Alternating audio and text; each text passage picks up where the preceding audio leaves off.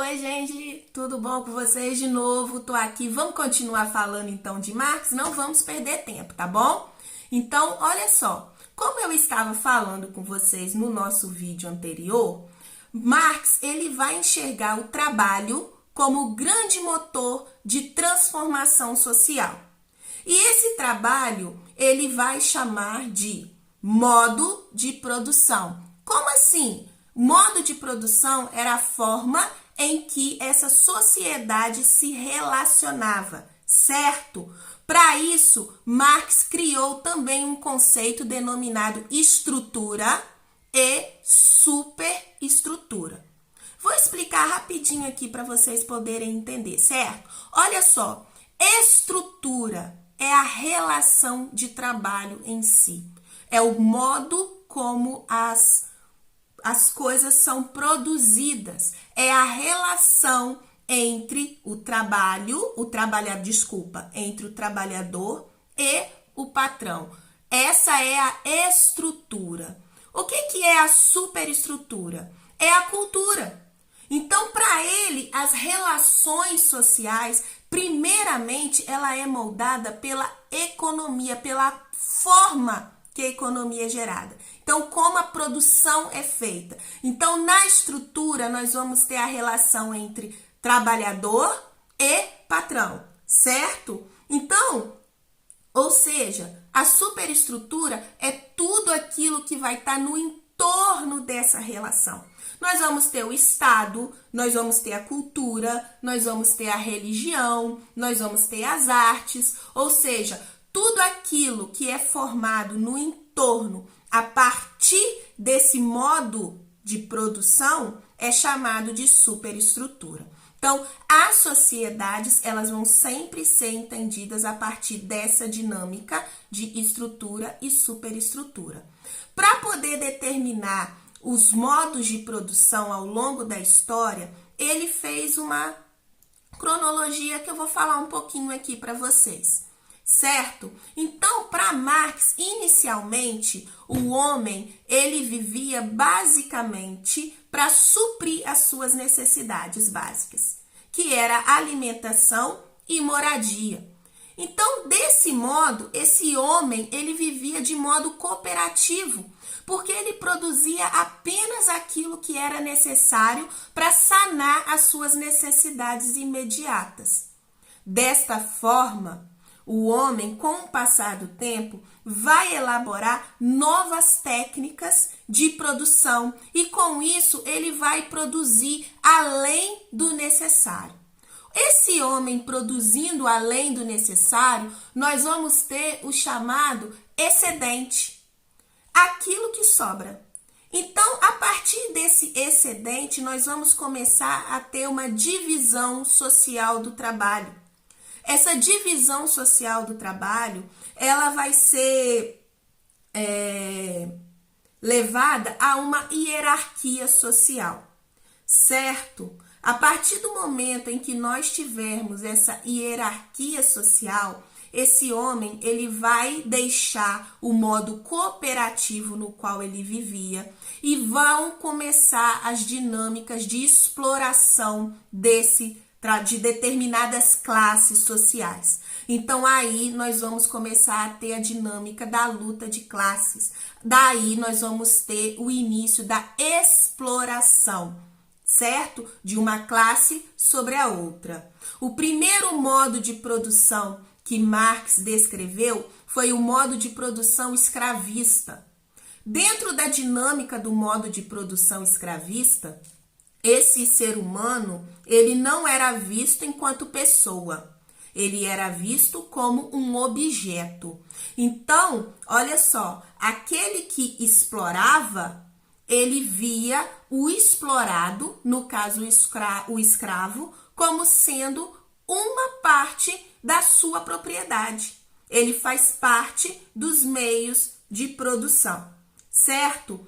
Nós vamos deixar, então a história vai caminhar um pouquinho mais. Saímos da vida cooperativa, fomos para o modo de produção escravista. Depois, nós vamos ter o modo de produção feudal. aonde esse servo, aí a relação vai mudar um pouquinho, tá? Não vai ser mais proprietário e escravo. A dinâmica agora é servo e senhor feudal. Esse servo, ele não é mais escravo, mas ele pertence à terra. E a terra, por consequência, pertence ao senhor feudal. Tá bom? Estão entendendo? Então, novamente aqui, nós temos a dinâmica onde você tem um explorador, que é o senhor feudal, ele que vai obter riquezas, em cima desse servo, que é o explorado, que é o servo que está pertencendo à terra, mas essa terra não é sua. Caminhando um pouquinho mais, nós vamos ter um outro modo de produção, que é o modo de produção no qual nós vivemos, no qual Marx viveu, que é o modo de produção capitalista. Dentro dessa dinâmica, né, que vai ocorrer pós-revolução industrial, nós vamos ter duas classes que vão surgir, que vai ser o proletariado e a burguesia. O proletariado são os trabalhadores, aqueles que são explorados, e a burguesia são aqueles que são os donos dos meios de produção. Dessa forma, são eles que exploram e se enriquecem em cima do trabalho desse operariado, certo? Então, continuando aqui, dentro desse modo de produção capitalista, o que nós temos é aí que Marx fala que é uma relação perigosa. Por quê? Porque tudo se torna mercadoria. As pessoas se tornam mercadorias. Você passa a valer em cima daquilo que você tem, em cima daquilo que você possui. Então, dessa forma, dentro da lógica capitalista, o mais importante não é o ser, o mais importante é o ter, certo? Então, para a gente entender essa dinâmica presente no modo de produção capitalista, Marx desenvolveu alguns conceitos que eu vou falar aqui para vocês. São eles. Olha só, esses conceitos são importantes, tá? O primeiro conceito que ele desenvolveu para a gente entender essa dinâmica foi a ideia da mais-valia. O que é a mais-valia? Mais-valia nada mais é do que a riqueza gerada através do trabalho desse operário. O que eu estou falando para vocês? É a parte do lucro propriamente dita. Segundo Marx, o que acontece? Esse burguês, ele não repassa para esse operário a riqueza que esse operário gerou. Ele paga uma parcela menor. Ele pagando uma parcela menor, ele obtém mais lucro ainda em cima do trabalho desse operário. Vou explicar um pouco para vocês entenderem. Um exemplo até bobo, mas dá para a gente poder entender. Por exemplo, numa fábrica de sapatos, onde você tem 40 pares de sapatos produzidos por dia por um determinado operário. Cada par de sapato é vendido a R$100. E o salário desse operário, ele gira em torno de R$1.000, por exemplo.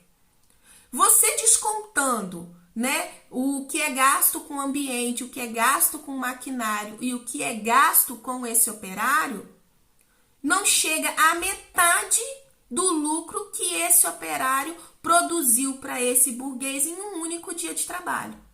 Então, a mais-valia nada mais é do que a exploração. É aquilo que você não é o salário justo. Você fica com a maior parte do lucro, você, no caso burguês, para poder obter o maior número de riqueza acumulada possível, certo? Então, dentro dessa mais-valia, nós temos uma outra dinâmica também, que é a chamada, um outro conceito, que é a chamada, ideologia. O que é a ideologia? A ideologia é o falseamento da realidade, Porque essa realidade, ela é boa para quem? Ela é boa para o burguês. Porque o burguês, ele vai se valer da mais-valia, né, que eu já expliquei para vocês, mas também ele vai se valer de um outro conceito, que é a alienação. O que é alienação? É você tornar esse operário alienado do produto final. Esse trabalhador, ele não consegue mais se reconhecer enquanto sujeito que produz algo. Ele passa a encarar o trabalho não como algo que ele está produzindo, mas um mecanismo necessário para que ele tenha a sua sobrevivência garantida. Então, quando ele vê, por exemplo, um sapato na vitrine, que foi o exemplo que eu dei anteriormente, ele não reconhece que foi ele que produziu aquele sapato. Ele se reconhece apenas como um trabalhador de uma fábrica, aonde essa fábrica produz sapatos, muitas das vezes, né? A gente está falando em linha de produção, então ele não toma conta de todo o processo, ele faz parte apenas de uma parte desse processo, e isso não é de maneira aleatória, ele é desvinculado do processo de produção. E ao mesmo tempo, o que ele vai fazer? Ele não vai se enxergar como alguém que produziu aquilo. Simplesmente ele é um operário que faz parte da produção, mas que faz parte porque ele necessita sobreviver. Ele precisa de um pagamento para poder sanar as suas necessidades individuais. Então, esse processo de mais-valia, de alienação e da ideologia que eu estava falando com vocês, aonde essa burguesia ela começa a moldar essa realidade para que o proletariado ele enxergue que essa realidade ela é boa para ele também, né? Porque é a realidade na qual ele vive. Então, é a única realidade possível. Marx acredita que somente através da razão, do conhecimento, é que esse processo pode ser quebrado. Por quê? Porque para Marx esse proletariado ele tem que tomar conhecimento, ele tem que entender o que é a mais-valia, do que é a alienação e do que é a ideologia no qual ele está vivendo. A partir do momento que ele toma conhecimento desses aspectos, o que nós vamos ter? Nós vamos ter a quebra dessas amarras. Essas amarras sendo quebradas, nós vamos ter o início da chamada luta de classes, porque esse proletariado vai tomar conhecimento e ele não vai querer mais viver nessa realidade. Ele não querendo viver mais nessa realidade, nós vamos ter o início do que eu já falei para vocês, que é a luta de classes, que só pode ser feita pelo proletariado. Por quê? Porque são eles que são os prejudicados dentro dessa lógica que é o modo de produção capitalista. Uma vez quebrado esse modo de produção capitalista, a história ela é contínua. Então, para Marx, seria criada uma nova forma de viver em sociedade. Essa nova forma de viver em sociedade, Marx chamou de comunismo, aonde não havia mais divisão de classes. Então, ele começa a enxergar que não haveria mais uma classe social. Nós teríamos uma maior justiça social, certo? Então, aqui a gente termina o nosso estudo acerca do pensamento defendido, do pensamento idealizado por esse também sociólogo, filósofo, Karl Marx, certo? Tchauzinho!